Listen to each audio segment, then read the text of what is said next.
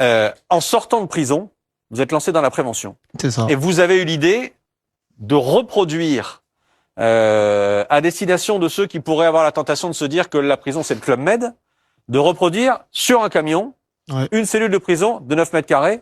Et c'est ça. Le camion est garé juste à côté du studio. Garé devant, on y va. L'idée, comment est-ce que vous avez eu cette idée-là, vous? À force de faire de la prévention un peu partout en France, je me suis rendu compte d'une chose, c'est que beaucoup de jeunes aujourd'hui, à cause des réseaux sociaux, pensent que la prison c'est facile. Okay. Une fois qu'on a un téléphone portable, une console, on pense que la prison c'est facile. Et moi, je peux pas l'entendre parce qu'après avoir passé plus de 5 ans et demi, moi la prison, j'ai souffert en prison. Même si quand on voit notre famille au parloir et autres, on veut leur montrer que ça va. On veut montrer que sur les réseaux sociaux que ça va, mais ça ne va pas quand on est en prison. On est en prison parce qu'on souffre, on est en dépression et il y a une extrême violence qu'on ne voit pas. On va rentrer dans votre cellule fictive. C'est ça. Mais particulièrement réaliste. Oui. On verra ça dans une seconde. Simplement, avant de rentrer, vous vous adressez à des gamins, enfin, pardon de le dire comme ça, oui. à des élèves de collège, de lycée, etc. Oui. Qu'est-ce qu'ils ont dans la tête? Qu'est-ce qu'ils imaginent de la prison et de la cellule? À cause des réseaux sociaux, ils s'imaginent une autre image de la prison. Pour eux, c'est facile et autre. Et le premier réflexe qu'ils ont quand ils rentrent dans la grotte mobile, ils se disent « Ah, c'est petit ». Je leur dis effectivement, c'est petit, c'est 9 mètres carrés. 9 mètres carrés, on partage les joies, les peines, les odeurs des WC dans 9 mètres carrés. Elle est là. Elle est là. Juste une chose. 55 852 c'est mon premier numéro d'écrou quand je suis arrivé en prison. Comme on dit toujours, on n'oublie jamais son numéro d'écrou. On n'oublie pas. Vous avez les clés? Ouais, j'ai les clés, oui. C'est vous qui avez les clés? C'est moi qui ai les clés. Ok. Donc, on ouvre la porte. Ça fait 9 mètres carrés, hein, vous l'avez dit? 9 mètres carrés, effectivement. Je vous laisse rentrer. La lumière va s'allumer. Allez-y. Ok. C'est moi qui rentre en premier. Oui. Hop. Donc, effectivement, là, on rentre dans la. C'est vous qui faites la visite? Oui, je vous fais la visite. Donc, effectivement, quand et on rentre, et c'est important, la porte va se refermer. La porte va se refermer. On peut refermer la porte, oui. Parce qu'effectivement, quand on fait la prévention avec les jeunes, on est vraiment en immersion. Ouais. Donc là, on ne peut pas sortir. On ne peut pas sortir tant qu'on tape pas. La visite. Donc ici, on a l'évier. Collé à l'évier, on a les toilettes. Okay. Souvent, les détenus vont déchirer un drap pour avoir un peu plus d'intimité. Ouais. On a un lit superposé. Donc, on a un détenu qui va dormir en haut, un détenu qui va dormir en bas. Vous, votre place, elle était où? Moi, elle était en bas ou en haut, ça dépend. Okay. Mais moi, je dormais plutôt en bas. Et souvent, quand il y a une surpopulation carcérale, on peut avoir aussi un matelas au sol. Donc, on a un troisième détenu dans 9 mètres carrés qui peut dormir avec nous.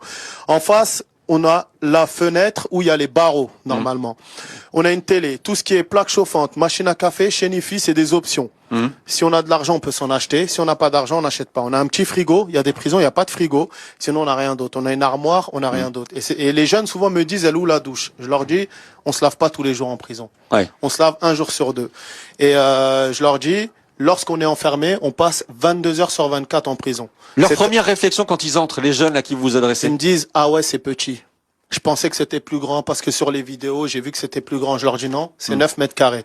Donc on partage tout, les joies, les peines, les odeurs des WC et surtout la violence.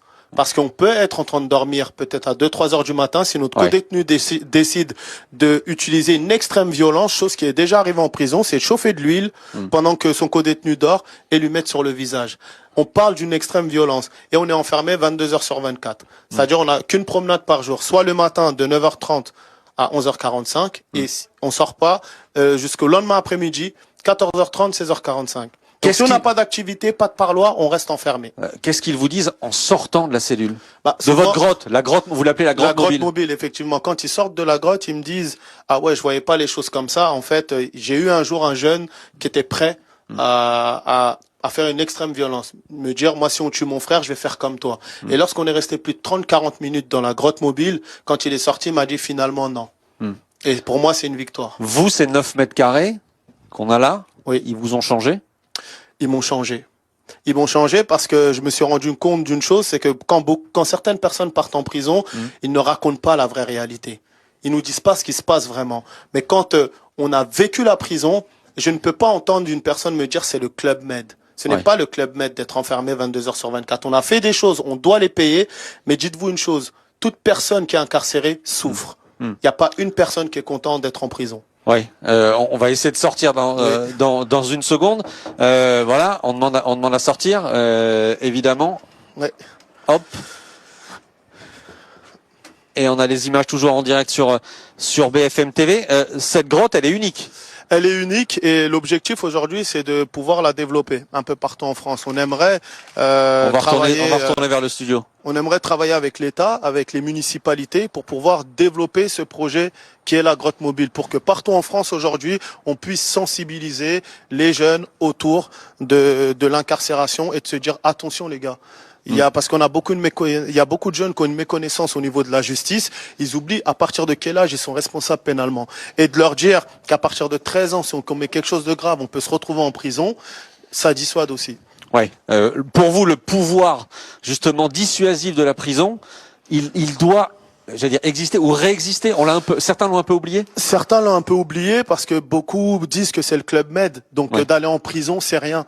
Et aujourd'hui, le pouvoir de pouvoir faire une telle sensibilisation, pour moi c'est important. Ouais. C'est montrer aux jeunes. Voilà ce que c'est la vraie réalité carcérale, même s'il n'y a pas les bruits, il n'y a pas les odeurs, etc. Alors, merci Adama, je vous laisse regagner votre place. Merci. Je vais pas, enfin si, je vais le faire d'ailleurs. Il y en a un précisément, Maximilien, c'est vous. Quand on s'est parlé, quand vous avez parlé à l'équipe du forum juste avant ce forum de ce soir, vous l'avez eu cette expression. La prison